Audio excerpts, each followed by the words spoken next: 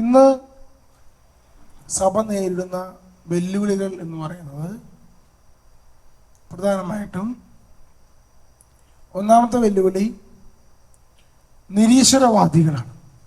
യുക്തിവാദികൾ, നിരീശ്വരവാദം. രണ്ടാമത്തത് പെന്തക്കോസ്തുകാർ, സഭയിൽ നിന്ന് പോകുന്ന കൾട്ട് ഗ്രൂപ്പുകൾ, സഭയുടെ അകത്തും പുറത്തുള്ള കൾട്ട് ഗ്രൂപ്പുകൾ.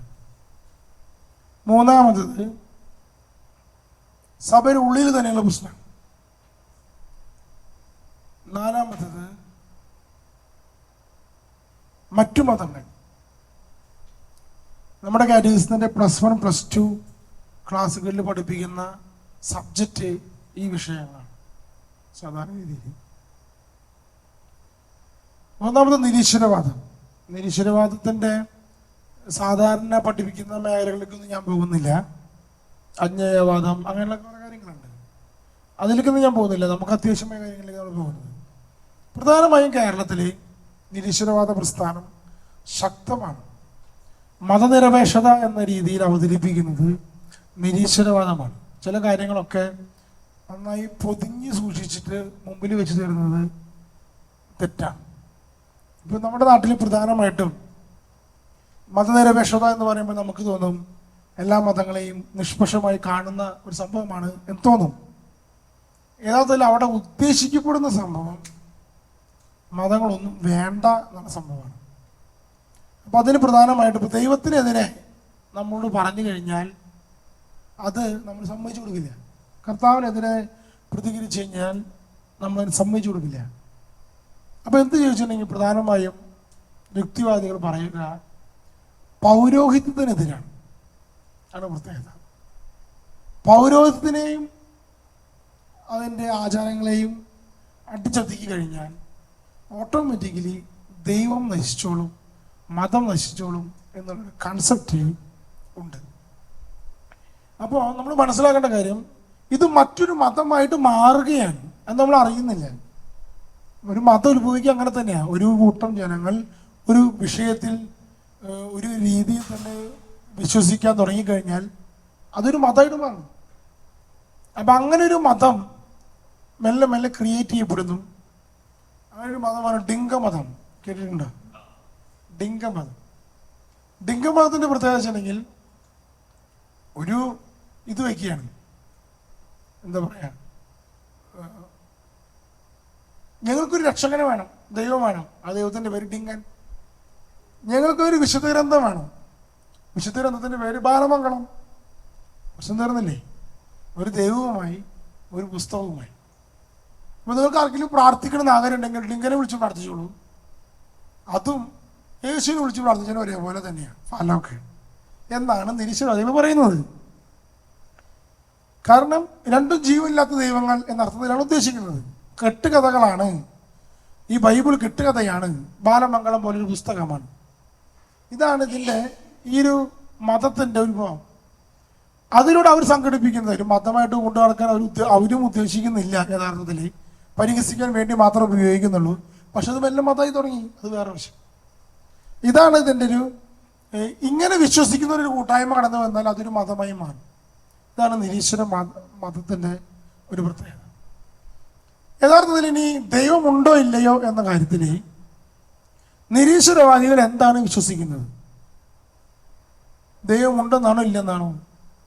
നമ്മൾ ഫലത്തിൽ ചിന്തിക്കും ദൈവമില്ല എന്നാണ് നിരീശ്വരവാദികൾ വിശ്വസിക്കുന്നത് നമ്മൾ കരുതുക. യഥാർത്ഥത്തിൽ അവർ അങ്ങനെയല്ല വിശ്വസിക്കുന്നത്. ദൈവത്തിന് ജീവനില്ല എന്നാണ് വിശ്വസിക്കുന്നത്. നമ്മൾ മനസ്സിലാക്കണം. ദൈവം ഇല്ല എന്നല്ല മനസ്സിലാക്കുന്നത്, ദൈവത്തിന് ജീവനില്ല എന്നാണ് വിശ്വസിക്കുന്നത്. എന്നാൽ കുറച്ചൊരു വ്യക്തത പറഞ്ഞുതരാം. പ്രപഞ്ചം എങ്ങനെ ഉണ്ടായി എന്ന് ചോദിച്ചാൽ നമ്മളെന്ന് പറയും ഒരു എനർജി, ദൈവം ഉണ്ട്, ദൈവത്തിൽ ജീവനുണ്ട്, ദൈവം അത് ക്രിയേറ്റ് ചെയ്തു എന്ന് വിശ്വസിക്കുമ്പോൾ അവർ വിശ്വസിക്കുന്നത് ഒരു എനർജി ഉണ്ട്, അതിന് ജീവനൊന്നുമില്ല, ആ എനർജിക്ക് ഒരു പ്രിൻസിപ്പിൾ ഉണ്ട്, ആ പ്രിൻസിപ്പിൾ അനുസരിച്ച് എനർജി വികാസം പ്രാപിക്കുകയോ പരസ്പരം അങ്ങോട്ടും ഇങ്ങോട്ടും ബന്ധപ്പെടുകയോ ചെയ്യും. അങ്ങനെ പ്രപഞ്ചം ഉണ്ടായി വരും. ഇതാണ് യഥാർത്ഥത്തിൽ നിരീശ്വരവാദികൾ വിശ്വസിക്കുന്നത്. മാർപ്പാപ്പയുടെ അടുത്ത് നിരീശ്വരവാദികൾ ചെന്ന് സംസാരിക്കാൻ പോയപ്പോൾ മാർപ്പാപ്പ ചോദിച്ച ചോദ്യം ഇതാ, എങ്ങനെയാണ് പ്രപഞ്ചം ഉണ്ടായത്? ഒരു എനർജിയിൽ നിന്നാണോ? അത് എനർജിയാണ്. ആ എനർജിയെ ഞങ്ങൾ ദൈവം എന്ന് വിളിക്കുന്നു, അത്രേ ഉള്ളൂ എന്ന് മാർപ്പാപ്പ പറഞ്ഞു അവരോട്. ആ ദൈവത്തിൽ ജീവനുണ്ടല്ലയോ? അതാണ് ചോദ്യം. ഇത് അവരുടെ ഇടയിൽ മാത്രമല്ല, പലയിടത്തും ഉണ്ട്. ഇപ്പോൾ ഗ്രീക്ക് ഫിലോസഫിയിൽ ഇത് വിഷയം തന്നെ വരുന്നത്. എനർജിയെ ഡിസ്ട്രിബ്യൂട്ട് ചെയ്യുന്നത് ലോഗോസ്. ആ ലോഗോസിന് ജീവനില്ല. ഇതാണ് ഗ്രീക്ക് ഫിലോസഫി. ഇന്ത്യൻ ഹിന്ദു മതത്തിൽ ഇതുപോലെ പരബ്രഹ്മമാണ് എല്ലാവരെയും സൃഷ്ടിക്കുന്നതിനിടയിൽ ഓങ്കാരത്തിലൂടെയാണ് സംവിധാനം ചെയ്യപ്പെടുന്നത്. ഓങ്കാരത്തിന് ജീവനുണ്ട്. ഇതാണ് വ്യത്യാസം. ഇനി ഇസ്ലാം വിശ്വാസത്തിനനുസരിച്ച് അള്ളാഹുകൊണ്ടെല്ലാം ക്രിയേറ്റ് ചെയ്യുന്നത്, അള്ളാഹു ക്രിയേറ്റ് ചെയ്യുമ്പോൾ അതിനെ സംവിധാനം ചെയ്യുന്നത് ഉമ്മുൽ കിതാബ് എന്ന ഗ്രന്ഥമാണ്. ആ പുസ്തകം അനുസരിച്ച് മുന്നോട്ട് പോകുന്നത്, അതിലെ വചനം അനുസരിച്ച് മുന്നോട്ട് പോകുന്നത്. അത് അങ്ങനെ പോകുന്നത് അതിന് ജീവനില്ല. ഉമ്മുൽ കിതാബിന് ജീവനില്ല. ഇതാണ് അവർ പറയുന്നത്. നമ്മൾ പഠിപ്പിക്കുന്നത് എന്താണ്? നമ്മൾ പഠിപ്പിക്കുന്നത് ദൈവം സൃഷ്ടിക്കുന്നു, ലോഗോസ് വചനമാണ് അത് സൃഷ്ടിക്കുന്നത്, അതിലൂടെ സൃഷ്ടിക്കുന്നത്, അതിന് ജീവനുണ്ട്. നമ്മുടെയും ഹിന്ദു മതത്തിൻ്റെയും ഈ വിശ്വാസം ഒന്നാണ്. അവർ പരബ്രഹ്മം സൃഷ്ടിക്കുന്നു, ഓങ്കാരത്തിൽ സൃഷ്ടിക്കുന്നു, ഓങ്കാരത്തിന് ജീവനുണ്ട്. നമ്മളിതും ഇങ്ങനെ വിശ്വസിക്കുന്നത്. Price the Lord. ഇതിൻ്റെ ബേസിക് തിയറി. അപ്പോൾ നിരീശ്വരവാദികൾ വിശ്വസിക്കുന്നത് ദൈവം ഉണ്ട്, ദൈവം ഇല്ല, അതിന് ജീവനില്ല. ദൈവത്തിന് ജീവനില്ല, ക്രിയേറ്റർക്കും ജീവനില്ല, സംവിധാനം ചെയ്യുന്ന പ്രിൻസിപ്പളിനും ജീവനില്ല. അങ്ങനെയാണ് നിരീശ്വരവാദം ഉദ്ദേശിക്കുന്ന കാര്യം. ഇത് നമ്മൾ അവരോട് സംസാരിക്കുമ്പോൾ മനസ്സിലാക്കേണ്ട ഒരു വസ്തുതയാണ്. എങ്ങനെയാണ് ചിന്താഗതി എന്നുള്ള കാര്യം. അപ്പോൾ ഇത് ഒരു വസ്തു. അതുകൊണ്ട് ജീവനില്ലാത്തത് കൊണ്ട്, ജീവനില്ല എന്ന് പറയുമ്പോൾ അത് സത്യമാണോ അല്ലയോ എന്നുള്ള ഒറ്റ തെളിവുള്ളൂ. ജീവനുള്ളത് ഉത്ഭവിക്കണമെങ്കിൽ ജീവനുള്ളതിൽ നിന്നേ ഉത്ഭവിക്കൂ. മനസ്സിലായ? അപ്പൊ നിരീശ്വരവാദത്തിന്റെ ഏറ്റവും ആദ്യത്തെ ആർഗ്യുമെന്റ് ഇതാണ്. ഇത് പറയുമ്പോൾ എനർജിക്കും ജീവനില്ല, പ്രിൻസിപ്പളിനും ജീവനില്ലെങ്കിൽ ജീവനുള്ളത് ഉത്ഭവിക്കാൻ പാടില്ല. മനസ്സിലാവുന്നുണ്ടോ? അപ്പൊ ജീവനുള്ളത് ഉത്ഭവിക്കണമെങ്കിൽ ജീവനുള്ളതിൽ നിന്നേ ഉത്ഭവിക്കൂ. അതാണ് ഇതിന്റെ പ്രത്യേകത. Hallelujah, hallelujah. ഇത് നമ്മൾ ആർഗ്യുമെന്റ് ചെയ്യുമ്പോൾ നമ്മൾ മനസ്സിലാക്കേണ്ട ഒരു കാര്യമാണ്. രണ്ടാമത്തത് ഇവർ പറയുന്നൊരു വസ്തുതയാണ്. ഡിങ്കൻ ഞങ്ങളുടെ ദൈവം, ഇല്ലാത്തൊരു ദൈവം. ബാലമംഗളം ഞങ്ങളുടെ വിശുദ്ധ ഗ്രന്ഥം. അതുപോലൊരു വിശുദ്ധ ഗ്രന്ഥം ആരൊക്കെ എഴുതിയ പൊട്ടക്കഥകളാണ് ബൈബിൾ. അതുപോലൊരു പൊട്ടക്കഥയാണ് യേശുക്രിസ്തു എന്ന് പറയാൻ ശ്രമിക്കുകയാണ്. ഇതിൻ്റെ പ്രത്യേകത കൂടെ അറിയണം. ഞാൻ നമ്മൾ ചോദിക്കുകയാണ്, ISRO ചന്ദ്രനിലേക്ക് ചന്ദ്രയാൻ 3 വിക്ഷേപിച്ചു അല്ലേ?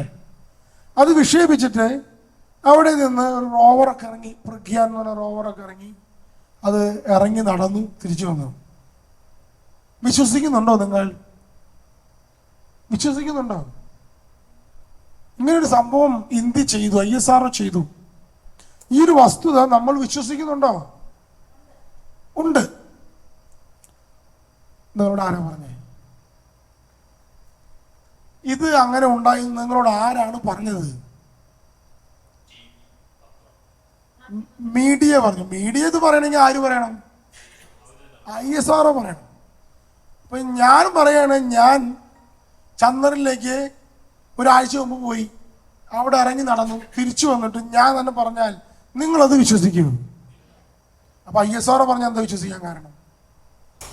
ISRO പറയാണ്, അവരൊരു സാധനത്തിന് വിട്ടിട്ടുണ്ട് മോളിക്ക്, ആരും കണ്ടിട്ടില്ല. മോളിക്ക് എന്താ പോയി എന്നല്ലാതെ ആരും പോയി കണ്ടിട്ടില്ല. അവരവിടെ പോയി, അവിടെ ഇറങ്ങി അതിന്റെ ചിത്രങ്ങളൊക്കെ എടുത്ത് അയച്ചു തന്നു.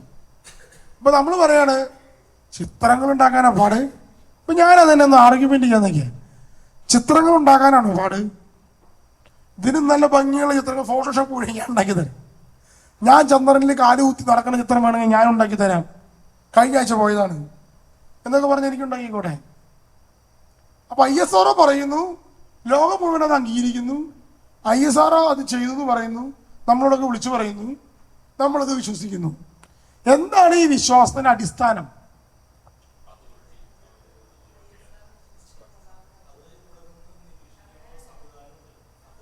എന്ത് നിരീക്ഷണ സംവിധാനം? ചന്ദ്രനിലേക്ക് വിട്ടതാണ്.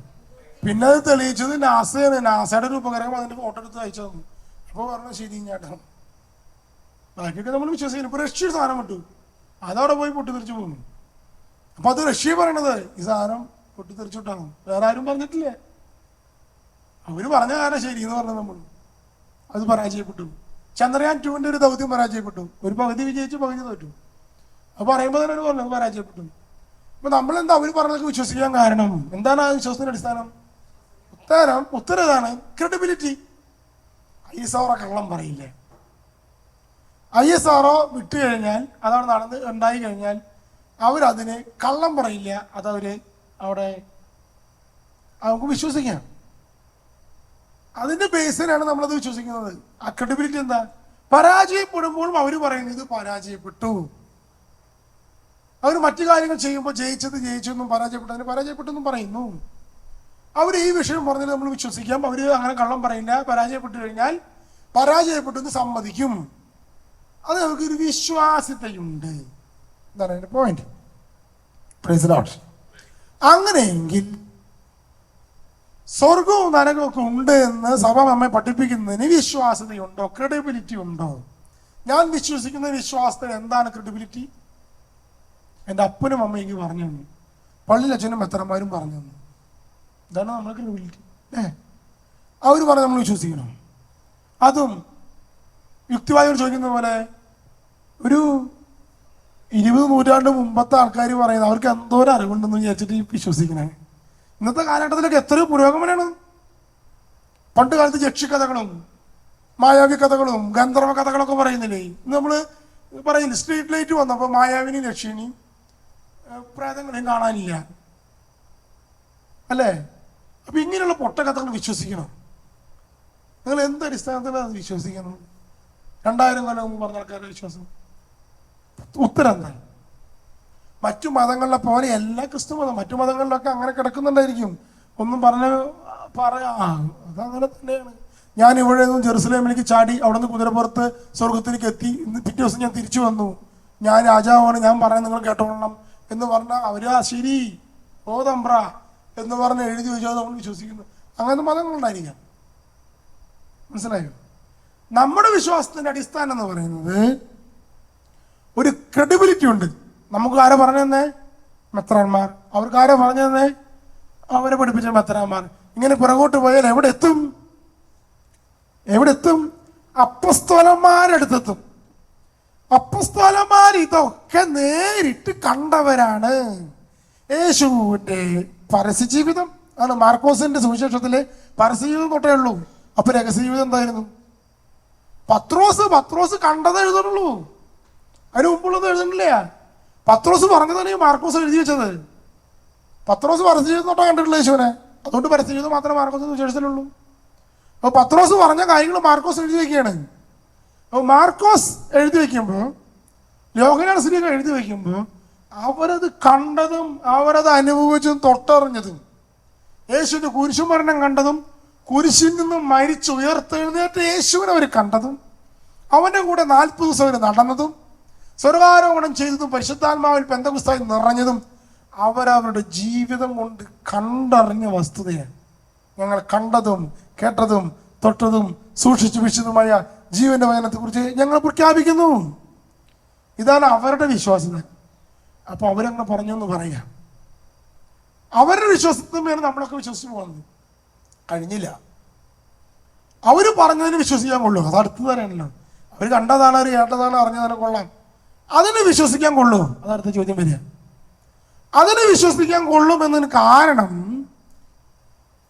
അവർ അതിനു വേണ്ടി മരിക്കാൻ തയ്യാറായി എന്നുള്ളതാണ്. അതാണ് നമ്മുടെ ക്രെഡിബിലിറ്റി. ആരെങ്കിലും നുണ പറഞ്ഞിട്ട് മരിക്കാൻ തയ്യാറാവും? നുണ പറഞ്ഞിട്ട് ആരെങ്കിലും നുണ പറഞ്ഞിട്ട് മരിക്കാൻ തയ്യാറാവും? ആരും മരിക്കാൻ തയ്യാറാവില്ല. എന്തെങ്കിലും ലാഭം ഉണ്ടാവണം നമുക്ക്, അല്ലേ? നമുക്ക് എന്തെങ്കിലും ലാഭം ഉണ്ടാവണം. ലാഭത്തിന് വേണ്ടി നമ്മൾ നുണ പറയുക. അപ്പോൾ പത്രോസും ഈ ശിഷ്യന്മാരും ഇത്ര കഷ്ടപ്പെട്ടത്, അവർ സുവിശേഷം പ്രസംഗിച്ചത് മാർപ്പാപ്പയുടെ സിംഹാസനത്തിൽ കയറിയിരിക്കാതെ കരുതിയിട്ടൊന്നുമില്ല. അവരിത് പ്രസംഗിക്കുമ്പോൾ ചുറ്റും വാളുകളാണ്. വായടക്കാൻ പറയുന്ന ഗമാലിയേൽ, സബ്ഹൃദയൻ സംഘം അവരടിച്ചു പറഞ്ഞയക്കുന്നു, മിണ്ടരുതോ, നിങ്ങൾ പറയുന്നത് നുണയാണ്, മിണ്ടരുതോ, അങ്ങനെ പറയുന്നത്. അവസാനം പത്രോസിന് തലകീഴായി കുരിശിൽ തറച്ചു കൊല്ലുമ്പോഴും, തോമസിനെ കൊന്തം കൊണ്ട് കുത്തു വീഴ്ത്തുമ്പോഴും, ബർത്തലോമയുടെ തൊലി ഉരിഞ്ഞെടുക്കപ്പോഴും, യോഹന്നാൻ സ്ലീഹായെ തിളച്ച എണ്ണയിലേക്ക് എടുത്തിടുമ്പോഴും അവർ ഇത് മാറ്റി പറയാൻ തയ്യാറാവുന്നില്ല. കാരണം അതവർ കണ്ടതും അനുഭവിച്ചതും അറിഞ്ഞതുമായ സത്യങ്ങളാണ്. Praise the Lord. ഇതാണ് ക്രെഡിബിലിറ്റി. ISROയ്ക്കുള്ള ക്രെഡിബിലിറ്റിയേക്കാളും കൂടുതലാണ് ഈ ക്രെഡിബിലിറ്റി. മനസ്സിലായോ? യേശു ലാസറിനെ ഉയർപ്പിച്ചു എന്ന് പറയുന്നത് കെട്ടുകഥയാണ്, അല്ലയോ? കണ്ടനുഭവിച്ച ശിഷ്യന്മാരും അനുഭവിച്ച ലാസറും പറഞ്ഞു കൊടുത്തിട്ട് ലൂക്കാ എഴുതുന്നത്. ഹല്ലേലൂയ. അപ്പൊ അവരുടെ ജീവിതത്തിലൂടെയാണ് ഇത് കടന്നുപോയത്. അതിനുവേണ്ടി അവർ പറയുന്ന സത്യത്തിന് വേണ്ടി അവർ ക്രെഡിബിലിറ്റി കളയാൻ ഉദ്ദേശിച്ചിട്ടില്ല. സത്യമായിട്ട് പറയുന്നു, അതിനുവേണ്ടി മരിക്കാൻ തയ്യാറാകുന്നു. അപ്പസ്തോലന്മാരുടെ രക്തസാക്ഷ്യത്തിനാണ് വിലയുള്ളത്. 500 പേരുടെ സാക്ഷികൾ 500 പേരാ. അതിന് ശേഷമുള്ള തലമുറ ഒരു പക്ഷേ തങ്ങളുടെ ഗുരുക്കന്മാരോടുള്ള വിധേയത്വത്തിൽ മരിക്കും. മനസ്സിലായോ പറഞ്ഞത്? ഇന്നത്തെ കാലത്ത് ഒരു മതവിശ്വാസത്തിന് വേണ്ടി പൊട്ടിത്തെറിച്ച് ചാവാൻ തയ്യാറുള്ള ആൾക്കാർ ഇഷ്ടം പോലെ ഉണ്ട്. അത് അവർക്ക് അവരെ പഠിപ്പിച്ച ഗുരുക്കന്മാരെ വിശ്വസിച്ചിട്ടാണ്. പക്ഷെ ഇതങ്ങനെയല്ല. ഇത് യേശുവിന്റെ ഉയർപ്പിനെ വിശ്വസിച്ചിട്ടാണ്. യേശു ക്രിസ്തു ഉയർത്തെഴുന്നേറ്റിട്ടുണ്ടോ ഇല്ലയോ എന്നതിൻ്റെ ഏറ്റവും വലിയ തെളിവ് അപ്പസ്തോലന്മാരുടെ പ്രഖ്യാപനമാണ്. ഒഴിഞ്ഞ കല്ലറയുണ്ട്. അതിനുശേഷം 500 പേർക്ക് യേശു പ്രത്യക്ഷപ്പെട്ടിട്ടുണ്ട്. ഒക്കെ സംഭവം ശരിയാണ്.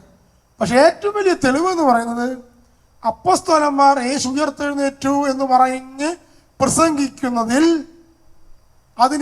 എന്ത് പീഡനം വേണം സഹിച്ചു എന്നുള്ളതാണ്.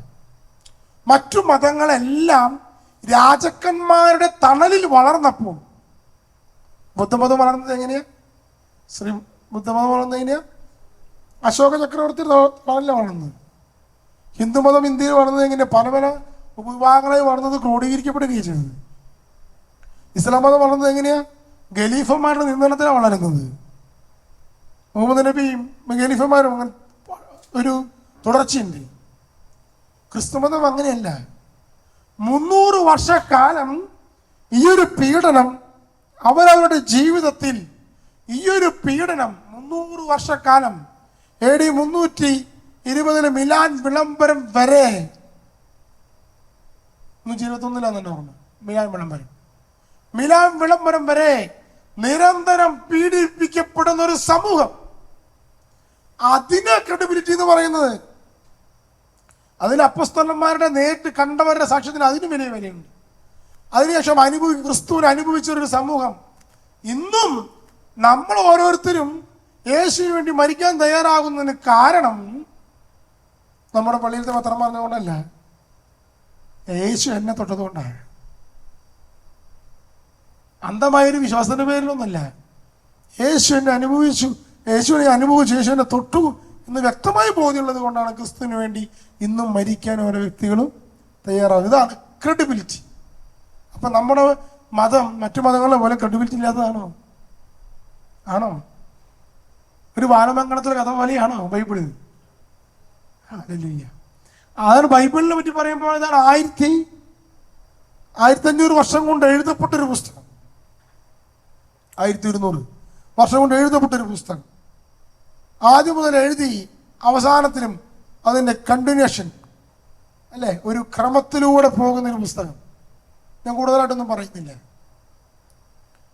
ഇതുപോലൊരു അത്ഭുതകരമായ പുസ്തകം വേറെ ലോകത്തില്ല. ഇത്രയും പേര് ഇത്രയും കാലഘട്ടങ്ങളിലൂടെ എഴുതി കൊണ്ടുവന്നിട്ട് അവിടെ ഇവിടെയും തെറ്റാതെ ഒരു ക്രമത്തിൽ പോകുന്നൊരു പുസ്തകം ചരിത്രത്തിൽ വേറൊരു പുസ്തകമില്ല. ഏത് കഥാപുസ്തകങ്ങൾ ഒരുമിച്ച് കൂട്ടിച്ചേർത്താലും ഇതേപോലെ ഒരു കണ്ടിന്യൂറ്റിയും കിട്ടാൻ പോകുന്നില്ല. അതൊരു മറ്റൊരു അത്ഭുതം. അപ്പൊ ഇതാണ് യുക്തിവാദത്തിന്റെ സംഭവത്തിൽ പറയുന്നത്. ഇനി മറ്റൊരു കാര്യമുള്ളത്, ദൈവമുണ്ട് എന്നതിന് എന്താണ് തെളിവ്? അടുത്ത ചോദ്യം ചോദിക്കും. ദൈവമുണ്ട് എന്നതിന് എന്താണ് തെളിവ്? തോമസ് അക്വീനാസിന് 5 തെളിവുകളുണ്ട്. അപ്പൊ അതില് കൂടുതലൊന്നും അതിലേക്കൊന്നും പോകുന്നില്ല. നമുക്ക് ഡയറക്റ്റ് പറയാവുന്ന 2 തെളിവുകൾ പറയാൻ പറ്റും. ഒന്നാമത്തെ തെളിവ്, ഞാനൊരു ഡിംഗമതക്കാരനായിട്ട് ഡിബേറ്റ് ചെയ്യുമ്പോൾ ഉണ്ടായ സംഭവം. അവിടെ ഞാൻ പറഞ്ഞു, ഇതാ ദൈവമുണ്ട്, നീ ക്രിസ്ത്യാനി അല്ലേ, ഇത് ബൈബിൾ വായിച്ച് നോക്കൂ, ബൈബിളിൽ യേശു ദൈവമാണ്, ദൈവമുണ്ട് എന്ന് വ്യക്തമായി കാണാം. ഞാൻ ഒന്നാമത്തെ കാര്യം പറഞ്ഞത്. അപ്പോൾ അവൻ പറഞ്ഞ കാര്യം, ഞാൻ ഡിംഗമതക്കാരനാണ്, എൻ്റെ ദൈവം ഡിങ്കൻ, എൻ്റെ പുസ്തകം ബാലമംഗളം, എൻ്റെ ദൈവം ഡിങ്കനാണ്, ഞാൻ തെളിയിക്കുന്നതാണ് ചോദ്യം. അപ്പൊ ഞാൻ ചിന്തിച്ചു, എങ്ങനെയാണ് ഇത് തെളിയിക്കുക? അപ്പോസ്തലന്മാർ എങ്ങനെയാണ് ദൈവമുണ്ടെന്ന് തെളിയിച്ചത്? പൗലോസ്ലീഹ റോമാക്കാർക്ക് എഴുതിയ ലേഖനം 1:20 നമ്മൾ കാറ്റഗിസം ടീച്ചർമാരൊക്കെ പ്രത്യേകിച്ച് മനസ്സിലാക്കിയിരിക്കണം. കുട്ടികൾ ദൈവമുണ്ടോ ഇല്ലയോ എന്ന് ചോദിക്കുമ്പോൾ എന്താണ് അത് എന്ന് ചോദിക്കുമ്പോൾ ഉത്തരത. റോമാക്കാർക്ക് എഴുതിയ ലേഖനം 1:20 അത് ഇപ്രകാരം പറയുന്നത്, ലോക സൃഷ്ടി മുതൽ ദൈവത്തിന്റെ അദൃശ്യ പ്രകൃതി, അതായത് അവിടുത്തെ അനന്ത ശക്തിയും ദൈവത്വവും സൃഷ്ട വസ്തുക്കളിലൂടെ സ്പഷ്ടമായി അറിഞ്ഞിട്ടുണ്ട്, അതുകൊണ്ട് അവർക്ക് ഒഴികഴിവില്ല. എന്താ പറഞ്ഞത്? എപ്പോ മുതൽ? ലോകത്തിന്റെ സൃഷ്ടി മുതലേ ദൈവത്തിന്റെ അനന്ത പ്രകൃതി, അദൃശ്യ പ്രകൃതി, അതായത് അവിടുത്തെ അനന്ത ശക്തിയും ദൈവത്വവും എവിടെയുള്ളത്? സൃഷ്ടവസ്തുവിൽ. അതുകൊണ്ട് അവർക്ക് ഒഴികഴിവില്ല. എന്താ ഈ പറഞ്ഞതിന്റെ അർത്ഥം മനസ്സിലായോ? ഞാനൊരു ഉദാഹരണം പറയും. ഇവിടെ ഒരു മാതാവിന്റെ രൂപമുണ്ട്. ഈ മാതാവിന്റെ രൂപം എങ്ങനെ ഉണ്ടായെന്ന് നമുക്കറിയോ? ഈ മാതാവിന്റെ രൂപം ഉണ്ടായത്, ഒരു ദിവസം കുറെ ചെളി എടുത്ത് അവിടെ ഒരുമിച്ച് കൂട്ടിയിട്ടുണ്ടായിരുന്നു. ഒരു മഴ പെയ്ത് കഴിഞ്ഞപ്പോൾ ഇതേപോലെ രൂപമായി. പിന്നെ ചുമരുമ്പോൾ പെയിന്റ് അടിക്കുന്ന സമയത്ത് കുറച്ച് പെയിന്റ് ഒക്കെ നിന്ന് മിതകി വേണപ്പോൾ ഇതേപോലെ പെയിന്റ് അടിച്ച പോലെ അങ്ങനെയായി രൂപം ഉണ്ടായത്. ഇന്ന് ഞാൻ പറഞ്ഞത് നിങ്ങൾ വിശ്വസിക്കുമോ? ഞാൻ പറഞ്ഞ വിശ്വസിക്കുമോ? ഇല്ല. എന്താ കാരണം? ഞാൻ പറഞ്ഞാലൊരു യുക്തിയില്ല. ഇത്ര മനോഹരമായി ഡിസൈൻ ചെയ്തിരിക്കുന്ന രൂപം, ഇത്ര മനോഹരമായി ക്രമത്തിൽ പെയിന്റ് അടിച്ചിരിക്കുന്ന രൂപം തനിയെ അങ്ങോട്ട് ഉണ്ടായി എന്ന് പറഞ്ഞാൽ വിശ്വസിക്കാൻ പറ്റുമോ? കുറെ കാലം കഴിഞ്ഞപ്പോൾ ചളിയിൽ നിന്ന് ഇങ്ങനെ ഉണ്ടായി എന്ന് പറഞ്ഞാൽ വിശ്വസിക്കാൻ പറ്റുമോ? ഇങ്ങനെ പെയിന്റ് ഒക്കെ തന്നെ വീണു എന്ന് പറഞ്ഞാൽ വിശ്വസിക്കാൻ പറ്റുമോ? ഇതുപോലെ ഡിസൈൻ ഉണ്ട് അല്ലേ? ഡിസൈൻ ഉണ്ട്. അപ്പൊ ഇനി പ്രപഞ്ചത്തിലേക്ക് നോക്കൂ, ഇവിടെ ഒരു ഡിസൈൻ ഇല്ലേ?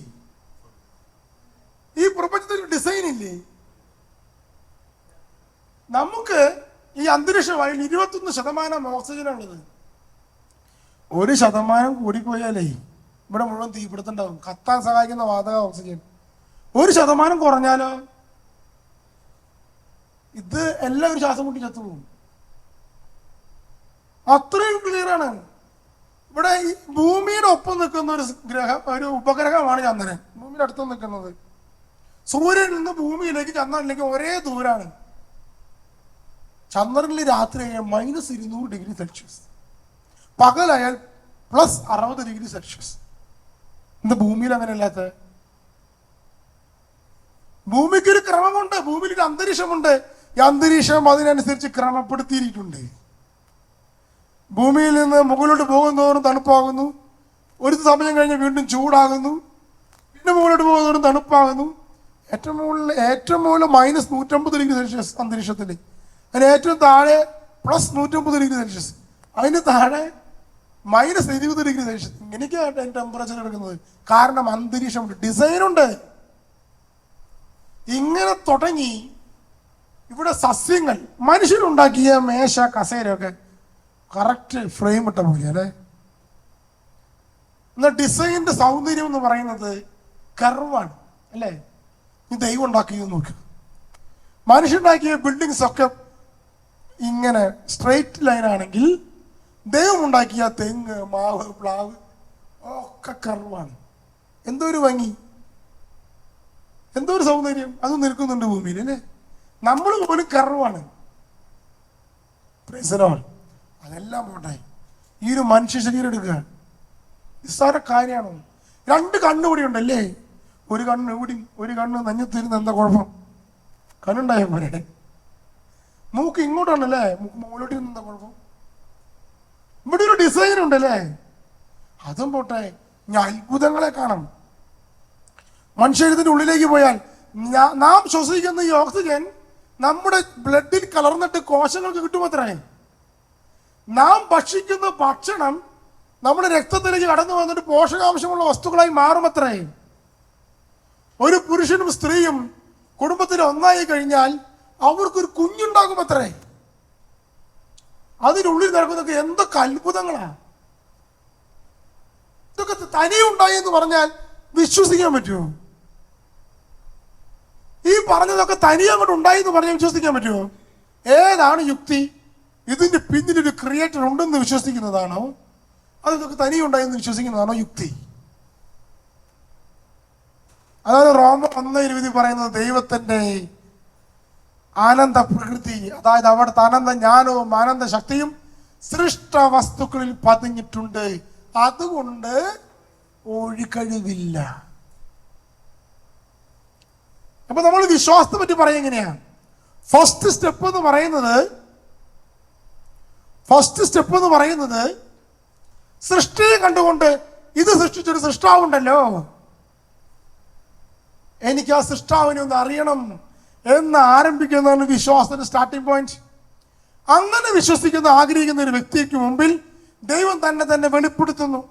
ആ വെളിപ്പെടുത്തലിന് ഞാൻ കൊടുക്കുന്ന മറുപടിയെ പറയുന്ന പേരാണ് വിശ്വാസം. എവിടുന്ന് സ്റ്റാർട്ടിങ്? ദൈവം ഒരു സൃഷ്ട വസ്തു സൃഷ്ടി ഉണ്ടാക്കിയിരിക്കുന്നു. ആ സൃഷ്ടിയെ കണ്ടുകൊണ്ട് ഞാൻ പറയണം, ഇതിന് പിന്നിലൊരു ക്രിയേറ്റർ ഉണ്ട്, ആ ക്രിയേറ്ററിനെ എനിക്ക് അറിയണമല്ലോ എന്ന് ഞാനൊരു സ്റ്റെപ്പ് വെച്ചാൽ ദൈവം എൻ്റെ അടുത്തേക്ക് ഞാനാണ് ആ ക്രിയേറ്റർ എന്ന് പറഞ്ഞുകൊണ്ട് സ്റ്റെപ്പ് വെക്കും. അതിനോട് ഞാൻ പ്രത്യുത്തരം നൽകുന്നതാണ് വിശ്വാസം. Hallelujah, hallelujah. യേശുവേ നന്ദി, യേശുവേ സ്തുതി. ഇനി ഏതാണ് യുക്തി? വിശ്വസിക്കാതിരിക്കുന്നത്. ദൈവം ഉണ്ടെന്ന് വിശ്വസിക്കുന്നതാണോ വിശ്വസിക്കാതിരിക്കുന്നതാണ് യുക്തി? ഉറപ്പല്ലേ? നീ മറ്റു തലത്തേക്ക് പറഞ്ഞേ. അങ്ങനെയെങ്കിൽ ദൈവം അങ്ങനെ ക്രിയേറ്റ് ചെയ്തെങ്കിൽ എന്തൊരു മണ്ടനാണ് ദൈവം.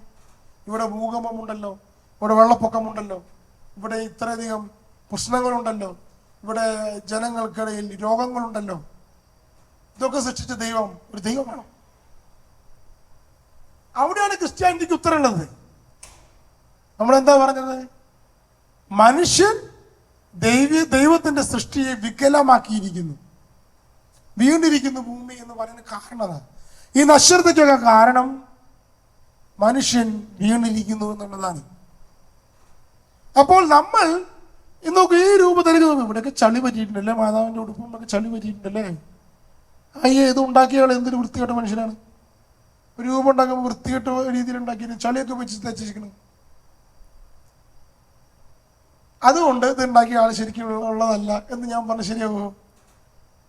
ഇതില് പ്രശ്നങ്ങൾ വന്നത് ക്രിയേറ്ററുടെ കുഴപ്പമില്ല, പിന്നെ ആരുടെ കുഴപ്പ?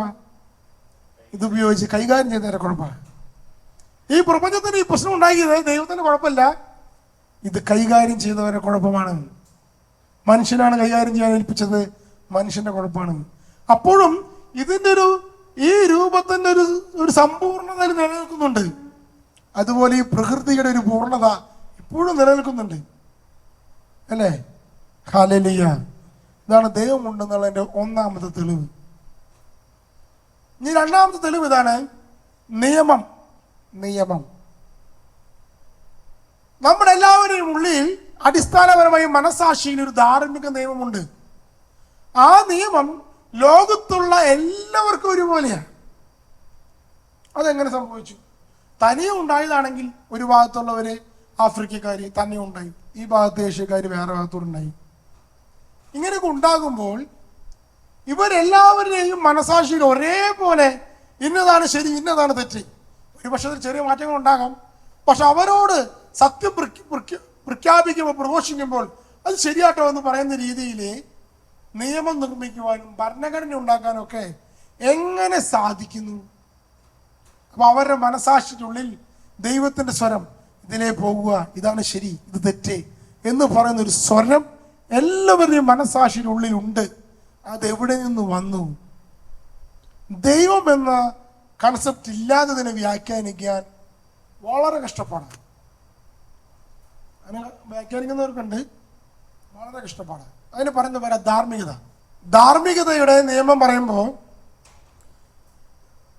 ഞാനൊരു ഡിബേറ്റ് നടത്തി യുക്തിവാദികളുമായിട്ട് ധാർമ്മികതയെ പറ്റി. ആ ഡിബേറ്റ് നടത്തിയപ്പോൾ അവർക്ക് ഒരിക്കലും എങ്ങനെ ധാർമ്മികതയുടെ നിയമങ്ങളെ സെറ്റ് ചെയ്യാൻ പറ്റും എന്നവർക്ക് ഒരിക്കലും വ്യാഖ്യാനിക്കാൻ പറ്റിയില്ല. അവർ പറഞ്ഞു, മറ്റുള്ളവർ എങ്ങനെ നിങ്ങളോട് പെരുമാറണമെന്ന് നിങ്ങൾ ആഗ്രഹിക്കുന്നുവോ അതുപോലെ നിങ്ങൾ മറ്റുള്ളവർ പെരുമാറുക. ഇതാണ് ധാർമ്മികതയുടെ അടിസ്ഥാനം. ഒന്ന് പോടവേ, ഇതൊക്കെ ബൈബിളിൽ യേശു പറഞ്ഞത്. ധാർമ്മികതയുടെ അടിസ്ഥാനം അതാണ്, മെയിൻ ലോ അതാ. ശരിക്കും ധാർമ്മികതയുടെ മെയിൻ ലോ അതാണ്. യേശു പറഞ്ഞതെന്ന് മാത്രം. അപ്പൊ ഇതാണ് ധാർമ്മികത വരുന്നത് ക്രിസ്തുവിൽ നിന്നാ, വേറെ എവിടെ നിന്ന് വരാൻ പറ്റില്ല. പിന്നെ അവർ ഒരുമിച്ചിരുന്ന് ചിന്തിക്കും, ഇന്നതാണ് ശരിയെന്ന് തീരുമാനിച്ചുകൊണ്ട് സ്ത്രീകളുടെ ശരീരത്തിനാണ് അവകാശം, ഉള്ളിലുള്ള കുഞ്ഞിനല്ല. അവരുണ്ടാക്കുന്ന നിയമം. അപ്പൊ വേറൊരുത്തൻ പറയും, എന്തുവാ പറയുന്നത്, അമ്മയുടെ ഉദരത്തിലുള്ള കുഞ്ഞിനെന്ത് ജീവനില്ലേ? Pro life. മറ്റേത് എന്താ പറയാ, ഇത് ലൈഫാണ് പറഞ്ഞു, കുഞ്ഞിനെ കൊല്ലാൻ പറയുന്ന ഒരു സംഭവം, ഗർഭചിത്രത്തിൽ പറയുന്ന ഒരു സംഭവം. ഓക്കെ, പോട്ടെ, പ്രൈസ് ലോർഡ്. അപ്പൊ ഇങ്ങനെ രണ്ട് ചിന്തഗതി വരുമ്പോ സാധാരണ കാര്യം എന്ത് പറയും? അമ്മയുടെ ഉദരത്തിലെ കുഞ്ഞിനാണ് ജീവൻ വില കൽപ്പിക്കേണ്ടത് എന്ന് പറയും. കാരണം എന്താ? അൾട്ടിമേറ്റ് ട്രൂത്താണ്, കൊല്ലരുത്, നമ്മുടെ ഉള്ളിലുണ്ട്. മറ്റൊരു ഉദാഹരണം, ഞാനൊരു പുരുഷനാണ്, പക്ഷേ എൻ്റെ ഉള്ളിൽ ഞാൻ സ്ത്രീയെ പോലെയാണ്. എനിക്ക് സ്ത്രീയാണെന്ന് തന്നെ തോന്നുന്നത്, ഞാൻ സ്ത്രീയായിട്ട് ജീവിക്കുന്നു. അപ്പോൾ ഇവരൊരുമിച്ച് തീരുമാനിക്കുകയാണ്, അവൻ്റെ ഉള്ളിൽ കൊണ്ട് അവൻ സ്ത്രീയാണ്, ശരീരം കൊണ്ട് പുരുഷനാണ്, അതുകൊണ്ടൊരു കാര്യം ചെയ്യാം, ഓപ്പറേഷൻ ചെയ്ത് അവൻ സ്ത്രീയാക്കി കളയാം. തീരുമാനിക്കുകയാണ്. ഏതാ എളുപ്പം? ഈ ഉള്ളിലുള്ള മനസ്സിനെ മാറ്റിയിട്ട് പുരുഷനാക്കുന്നതാണോ, അതോ ശരീരത്തെ പിടിച്ചിട്ട് സ്ത്രീയാക്കുന്നതാണോ? ഏത് എളുപ്പം? ഉള്ളിലുള്ള ചിന്തയെയും അവൻ്റെ ആ ഇതിനെ കൗൺസിലിംഗ് ചെയ്ത് മറ്റു രീതിയിലും ഹോർമോൺ ചെയ്തിട്ടൊക്കെ നമുക്ക് വേണമെങ്കിൽ മാറ്റിയെടുക്കാവുന്ന കേസുള്ളൂ. പല സംഭവങ്ങളും അങ്ങനെ ചെയ്യാറുണ്ട് നമ്മുടെ നാട്ടിൽ. ഹോർമോണിൻ്റെ കുറവ് കൊണ്ട് സ്ത്രീ പുരുഷനായ പോലെ ആകാണെന്ന് പറയുമ്പോൾ ചെറുപ്പത്തിൽ ട്രീറ്റ് ചെയ്ത് സുഖപ്പെടുത്തിയ സംഭവങ്ങളൊക്കെ ഉണ്ട്. ഇത് മനസ്സിലാക്കാതെ ചിലരെന്ത് പറയും, അവൻ്റെ ഉള്ളിൽ സ്ത്രീയാണ്, അവനെ സ്ത്രീയാക്കി കളയാം എന്ന് പറഞ്ഞ് ആരത് സെറ്റ് ചെയ്യുന്നത്? ആരാണ് ഈ ധാർമ്മികതയുടെ നിയമത്തെ സെറ്റ് ചെയ്യുന്നത്? അപ്പൊ ഇവിടെ ധാർമ്മികത എന്ന് പറയുന്നത് തന്നെ ഒരു അളവ് പോലെ വെക്കുമ്പോൾ ഇവിടെയാണ് ക്രിസ്തുവിന്റെ പ്രസക്തി. നമ്മളൊരു കാര്യം പറയും, യുക്തിവാദികൾ പറഞ്ഞൊരു കാര്യമാണ് സാധാരണ രീതിയിൽ. അതെ, ഈ പുസ്തകത്തിലൊക്കെ 2000 കൊല്ലം മുമ്പുള്ള കഥകൾ എഴുതി വെച്ചിട്ടുള്ളത്. ഇന്നൊക്കെ അഡ്വാൻസ്ഡ് ലോകമാണ്, നവോത്ഥാനം കടന്നു വന്നു, ഇന്നൊക്കെ ചിന്തിക്കുന്ന ജനങ്ങളാണ്. ഈ പഴയ മാറാപ്പ് കെട്ടുകൊണ്ട് വേണോ ഇപ്പോഴും ജീവിക്കുന്നത് എന്ന് ചോദിക്കുക. നമുക്ക് പറയാൻ പറ്റും, ബൈബിളിൽ യേശു പറഞ്ഞതിനപ്പുറത്തേക്ക് ഒരു നവോത്ഥാനം നീ അങ്ങോട്ട് കൊണ്ടുപോവാ. യേശു പറഞ്ഞ നിയമത്തിന്റെ മുമ്പിൽ നിലനിൽക്കാത്ത നിയമങ്ങളെ ഉള്ളൂ. ഈ നവോത്ഥാനം എന്ന് പറയുന്നതേ യേശു പറഞ്ഞതിലേക്ക് വരുന്നതാ. അപ്പുറത്തേക്കും പോകാൻ പറ്റില്ല, ഇപ്പുറത്തും പോകാൻ പറ്റില്ല. ഇതാണ് യേശു ദൈവമാണെന്നതിന് തെളിവ്. യേശു ദൈവമാണോ അല്ലയോ എന്ന് ചോദിച്ചാൽ ഒരു വ്യക്തി ചോദിക്കണം, യേശു ദൈവമാണോ അല്ലയോ? ഒന്നും വേണ്ട, യേശു അത്ഭുതം ചെയ്തതോ ഒന്നും നോക്കണ്ട. ഏതൊരു മനുഷ്യനും ആ കാലഘട്ടത്തിൽ നിയമങ്ങൾ പറഞ്ഞപ്പോൾ എന്തെങ്കിലും പൊട്ടത്തരങ്ങൾ പറഞ്ഞിട്ടുണ്ട്. മനസ്സിലായോ? യേശു പറഞ്ഞ നിയമങ്ങളിൽ എന്തെങ്കിലും പൊട്ടത്തരമുണ്ടെന്ന് നിങ്ങൾ തെളിയിച്ചാൽ ഞാൻ അപ്പോൾ ദൈവത്തെ ഉപേക്ഷിക്കാം. യേശു പറഞ്ഞ നിയമങ്ങളെക്കാൾ നല്ലൊരു നിയമം നീ കൊണ്ടുവരികയാണെങ്കിൽ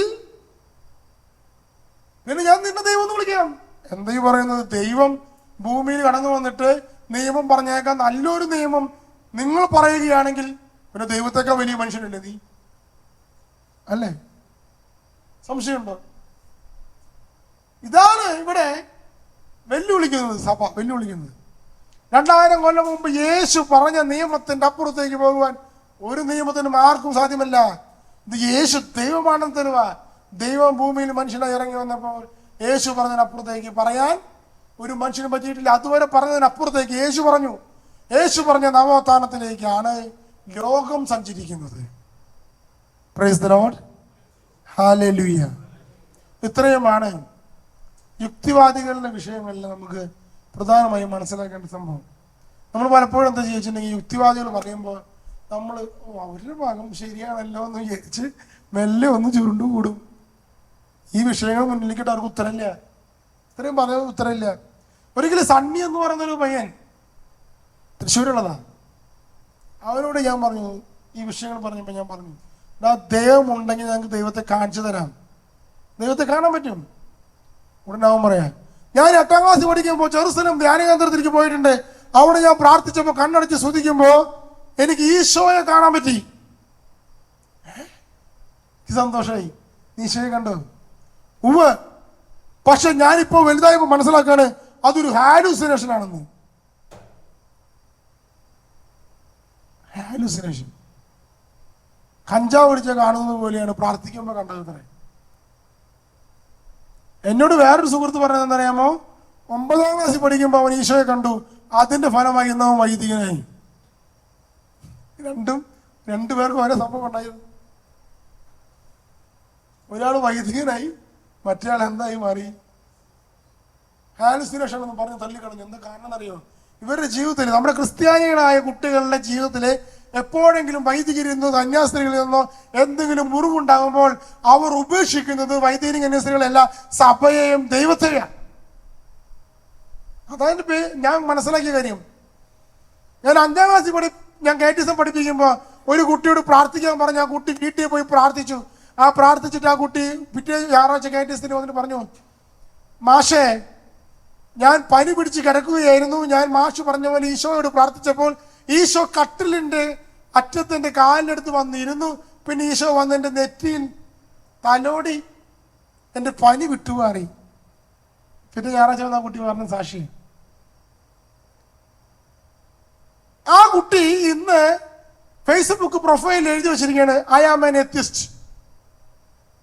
അത്ഭുതപ്പെട്ടു പോയി. എന്താ കാരണം?